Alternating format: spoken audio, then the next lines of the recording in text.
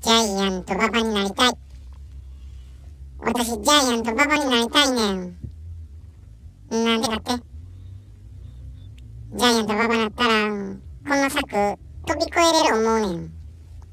この柵飛び越えれたらみんなと一緒にホットカーペットあるとこでゆっくり過ごせれるねん。みんなと一緒にアメトークも見たいし。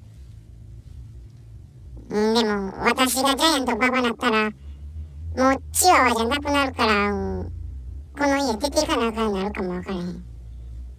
それは困るわ。やっぱこのまま外出られへんけど、チワワのままでいいかな。とにかく出たい。ここから出たいよ。